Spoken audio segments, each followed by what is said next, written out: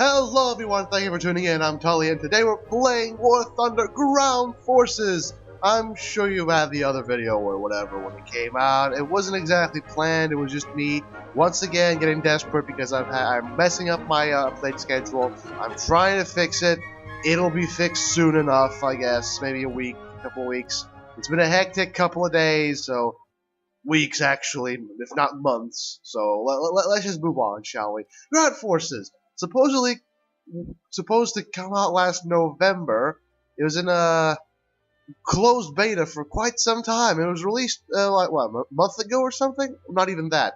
And I was very much ready to get me British on, and apparently I can't because guess what? There are only Soviet and German tanks, as you can see here.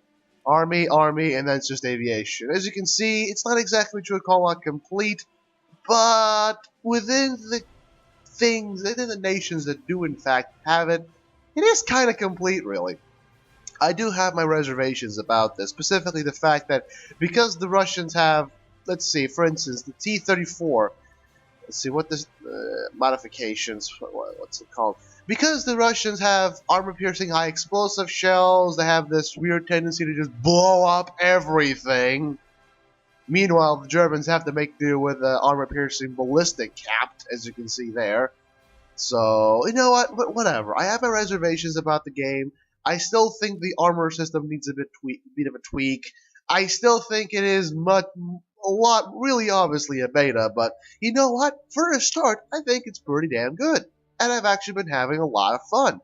My goal here is to get, of course, to the Ferdinand, which is one of my favorite tanks of all time. Well, not really a tank, it's more of a self-propelled gun, but, you know, whatever. And, of course, the Tiger, as you can see here, the very first Tiger. It has a very, very, very detailed line, with some of the tiers having things that shouldn't be there. For instance, I honestly think the KV-2 and IS-1 should not be tier 3, because those things' guns are just fucking ridiculous. Same with the SU-122, really, but let's just ignore that. And let's do a game, shall we? Realistic. It was on arcade because a lot of people on RSG also play Ground Forces, and they do play arcade because, you know, whatever. They prefer arcade. I don't like arcade. I like realistic. I like battles that do tend to last a bit longer. Battles that, you know, give me a lot of experience and research and shit. So, yeah, let's just do realistic. It does tend to take a bit, unfortunately. Also, in regards to modifications, here's the thing, is the game has several types of shells. You have APCBC, which is armor-piercing cap, ballistic cap shell. You have, of course, the HE shell. You have the armor-piercing composite rigid. You have armor-piercing cap, armor-piercing high explosive, armor-piercing high explosive cap ballistic cap, and the game does not explain to you what exactly those things do, because each different type of shell, goddammit, I hate this map, each different type of shell does produce different types of results. Composite rigid, for instance, is good for taking out singular components, while armor-piercing ballistic cap is good for provoking general damage because it explodes inside. Pardon me, that one. It explodes inside the enemy tank. And while stuff like, and this is something I'm going to talk about, and while something like armor-piercing high explosive would be self-explanatory because, you know, it's armor-piercing high explosive, stuff like armor-piercing cap ballistic, it's not really well explained what it actually does. And the game could do a lot more explaining what it does. Then again, it doesn't really explain what airplane shell racks do either. Those have been around for quite some time too. In regards to modifications as well, you have shit tons of modifications on your tank, sometimes even more than on our planes, but they don't really explain what they do in terms of sheer numbers. They give you, oh, engine becomes more powerful, or tracks become more maneuverable. Okay, but by how much is what I want to know. And the game does not do a good job in explaining these things to you. Then again, this is a beta, but fine. And this really weird feeling that Gaijin is not actually going to explain it anyway. Matchmaking also appears to be a bit bored, because sometimes they get into games that have like 5 people on them, and sometimes you get these games which are full up. Okay, so basically, here's a game mode. if I can finch a shot. Oh, there we go. As a tank destroyer, you do have to worry about the fact that you can only aim forward. There we go. Also worth to worry about the fact that you're a tank destroyer. You're good at sniping. That's it. Did that actually go? Here's another thing, which is there's so much fucking smoke on the screen, you'll be hard-pressed to figure out anything. Whoa! That was a good one. Yeah, that was a tiger, wasn't it? Yeah, that was a tiger. See if I can finish a shot there. That's an AI, but they do still give you plenty of let's see. See? Look, research. I still believe that armor needs a bit of work because it tends to be a bit random-ish. And also, again, there's so much... Because, remember, even realistic battles, after a while, eventually you'll get this sixth sense that basically tells you, okay, considering the velocity of the shell, which is, this one is this particular one is like 950 something, and he's down. Yeah, engine was down. You get the sixth sense, which tells you, okay, you should aim that high or that much high. But even after you do that, there's a couple of shots like where you can't actually see the enemy. You have to ascertain whether or not they might be. And since you don't get ranges in realistic battles, which again is kind of stupid, considering, you know, they did have range fighting in real life. It was a thing that they did. You need to really just eyeball it. And the fact that you need to eyeball it in itself is a bad design decision, in my idea. And not only that, let's see if I can finish a shot. Nah. Not only is that a bad idea, also the fact that the smoke that comes from shots, I am aware that it's sort of realistic-ish, but I do have to say that if you expect us to eyeball it, at least allow us to eyeball it, is what I want to say. Because, dear fucking God, sometimes it's really freaking hard to actually see where shots land. Because you shoot, and there's smoke in front of you, and then when you try to go into, like, from this view to this view, and then there's smoke not only near you, but also near the enemy. You're thinking, oh, what the fuck?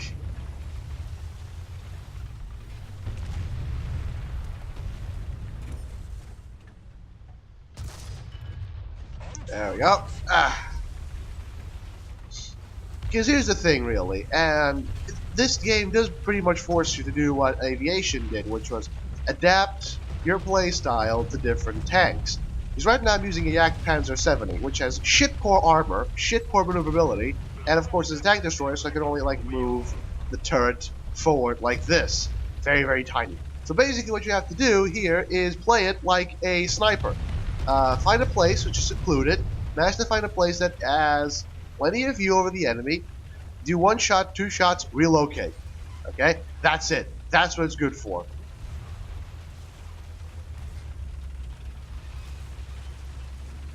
There's a guy down there. See if I can finish a shot. And of course, you do have a whole slew of things you can damage in the game. Although, of course, I do have to say the game could tell you a bit, could do a bit better job of explaining to you what components. Oh, god damn it!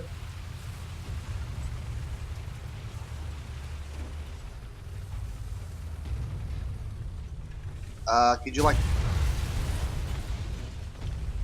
Also, I find it funny because apparently the fucking thing isn't damaged, the transmission isn't damaged, but for some reason it can't actually move.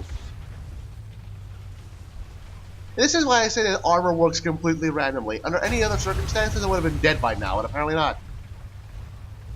And he's like, what the fuck, man? Ah, there we go. See? This is what I'm talking about. Armor works completely randomly. This wouldn't be the first time that this precise model of T-34, this exact model of T-34, has shot me in the front, in a bare patch of armor, and been able to one-shot my ammunition load. This one was shooting my back, my rear back, my rear side. Nothing happened. This is why I say that armor works completely randomly, especially when it comes to sloped armor, which apparently is this magical thing which has a set chance of just making your shot fly off. Then again, it is beta, so yeah. And you know, if I would, this is good because this was me showing you on me. Because if I was complaining about enemy armor, you pretty much go, "Oh my god, learn to play." Blah, blah, blah. But here's this: I know for a fact that my armor is piss poor, and for some reason I can take shots to the back from a freaking T-34, which has an 80-something millimeter cannon. And I'm just sitting there thinking, "What the fuck? This is not how it's supposed to go." Also, that was me being very stupid. I should not have actually done that. I should just stayed back, waited until he moved forward, then maybe finished the shot. God damn it.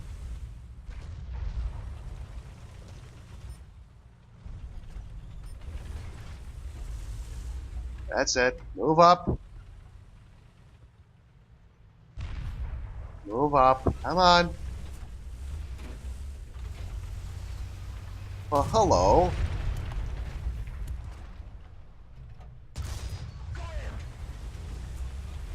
And sometimes you have these really weird results. Like, oh god, not this again. Angle the armor. What the? Oh, it's a very tiny hill. Oh, okay. See what I mean? It works completely randomly. Boom, shoots me once, ammo exploded. And then the other guy just stayed there shooting once and once and once and once and once again. Nothing happened. Armor is random. You cannot convince me otherwise. I mean, if this is how armor is supposed to work in real life, then okay. If that's how it's supposed to work, that's how it's supposed to work. Fine, so be it. But quite honestly, I feel like armor should be a tad bit more consistent. And here's another thing I have to worry about. I'm going to talk about what it is. First of all, the spawn system is stupid. There's always 2 spawn points on the map. And in some maps, it's like random. You can't choose where you go. And in other maps, you can choose where you go. And that makes no sense. Because sometimes you can choose, sometimes you can't. What gives? I don't understand how that system works. And secondly, artillery. I understand the concept of artillery. And I understand that a lot of tanks were used as artillery spotters. Some of them, in the beginning tips, even tell you that much. But artillery is so easily abused in this game because it doesn't need line of sight. I haven't actually tried artillery myself because I never bothered with light tanks, but I do have friends of mine who actually do use it. And they say what our work says, it goes into an overwatch. So basically you have this camera above looking, which allows you to look through corners and look at places you would literally have no other way of looking at. I have been killed by people who literally did not know I was there, but used artillery to do overwatch over a hill and sent artillery at me. And of course the one lucky shot got me. Not to mention that artillery is literally one shot. That's it, it's one shot. And you can't stop artillery because the artillery unit you find in aviation isn't present here.